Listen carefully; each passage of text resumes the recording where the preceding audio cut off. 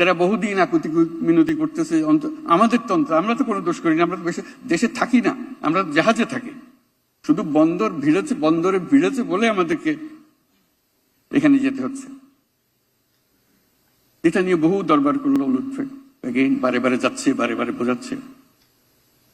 অবশেষে সেটা ছাড়া হয়েছে, তার অনুমতি দিয়েছে। জাহাজই যদি হয় তাকে নামতে দেবে, নাহলে তার বেচারা যাওয়ার কোনো রাস্তা নেই।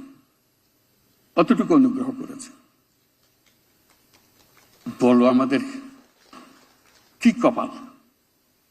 এর মধ্যে আমরা সমস্ত কিছু করছি, যত বুদ্ধি মাথায় আছে আমরা এগুলো সব করছি, কিন্তু রাস্তার পথ বন্ধ। আমাদের সুযোগের কোনো অভাব নেই।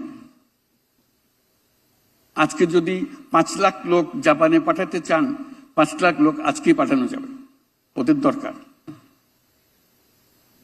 কিন্তু আমরা প্রস্তুত করতে পারছি না। তার মধ্যে দালাল ঢুকবে, ইতিমধ্যে নিশ্চয়ই ঢুকেছে। ইতিমধ্যে বহু দালাল বলছে যে তোমার জাপান পাঠাচ্ছি, ওদের কথা মানে না, আমি তোমার এই কাগজপত্র দিয়ে দেবো, তুমি এক্সপার্ট, তুমি জাপানি ভাষা তো এক্সপার্ট, জাপানি ভাষার যে সার্টিফিকেট সেটাও দিয়ে দেব। সেজন্য জাপান ঠিক করেছে জাপানি ভাষার পরীক্ষাটা তারা নেবে, এরা আমাদের কাগজের উপরে বিশ্বাস করতে না হয়। এই হলো আমাদের অবস্থা। আমরা এরকম হলাম কেন? এই বাংলাদেশের মানুষটাই প্রথমবার বিদেশ যাচ্ছে না, বংশ পরাক্রমে অনুসারে যাচ্ছে। যে কারণে আমরা বিলাতে যেতে পেরেছি, রেস্টুরেন্ট খুলতে পেরেছি, ছেলে মেয়েকে স্কুল কলেজে পাঠাতে পেরেছি, তারা ব্যবসা বাণিজ্যে উপরে উঠেছে, তারা রাজনীতিতে যোগ দিয়েছে, তারা এমপি হয়েছে, তারা মন্ত্রী হয়েছে। জালিয়াতির খবর তো আসে না। এত যুগ আগে তারা পারলো, আমরা পারতেছি না কেন? আমাদের ক্ষেত্রে এরকম হচ্ছে কেন? আমাদের তো সুনাম, দুর্নাম যেরকম আছে, সুনামেরও কোনো কমতি নাই।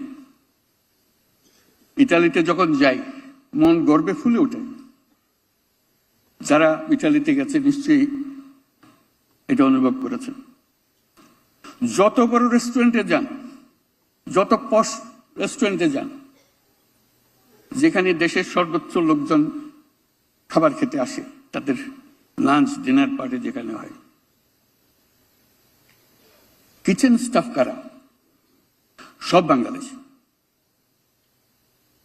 রোমে হেন রেস্টুরেন্ট নাই যেখানে কিচেন স্টাফ বাংলাদেশি না। মালিক কৃতজ্ঞতার সঙ্গে দেখা করতে আসে আমাদের সঙ্গে যখন আমাদেরকে খেতে নিয়ে যায়। তোমাদের লোকগুলো এসছে বলে আমি ব্যবসায় টিকে আছি, না হলে আমার এই ব্যবসা বন্ধ করে দিতে হতো বহুদিন আগে। আর আমরা হলাম তারুণ্যের খনি। এটা আমাদের মাথায় ঢুকতেছে না। এটা সোনার খনির চাইতেও বেশি গুরুত্বপূর্ণ। সারা দুনিয়াতে তরুণদের সন্ধানে আছে। টাকা আপনি যতই ঢালেন কি আসে যায়। আর তারপরে তো আমরা সগৌরবে প্রতিদিন ঘোষণা করি কত বৈদেশিক মুদ্রা আমরা অর্জন করি। বৈদেশিক মুদ্রা তো একটা অংশ, এরকম বহু বৈদেশিক মুদ্রা আপনার গড়িয়ে গড়িয়ে আসবে আপনার হাতে। সেও তো চায় যে বাইরে যাবে, যেখানেই যাক না কেন ওই বাড়িতে টাকা পাঠানো ছাড়া তার মন শান্তি পাবে না। সবকিছু আমাদের পক্ষে, বিপক্ষে কিছু নাই। বিপক্ষে শুধু আমরাই, যে আমরা দেশ পরিচালনা যারা করি তাদের হাতে। কাজে আমাদেরকে এটার জন্য প্রস্তুত হতে হবে। এই সোনার খনি, তেলের খনি পেয়ে তারা বড় লোক হয়ে যায়। এটা তো তেলের খনির চেয়ে তো বেশি মূল্যবান পদার্থ মানুষ। যে মানুষ একবার যাচ্ছে সে কিন্তু দেশকে সঙ্গে নিয়ে যাচ্ছে, দেশকে ছেড়ে যাচ্ছে না সে। তার ছেলে মেয়ে সবাই, যাদের কথা বললাম তারা পার্লামেন্টের মেম্বার হচ্ছে, তারা মন্ত্রী হচ্ছে, দেশকে তো ভুলতেছে না। এটাই আমাদের চ্যালেঞ্জ, আমাদের চেষ্টাটা করা, মন্ত্রণালয় বহু চেষ্টা করেছে, তা না হলে এসব কথা আমাদের সামনে আসতো না। ধাক্কাধাক্কি করা হচ্ছে বলে জিনিসগুলো সামনে আসছে, এটা বলার চেষ্টা করছি কিভাবে করে। সবাই মিলে চেষ্টা করি, আমরা সবাই ইনভলভ এটাতে,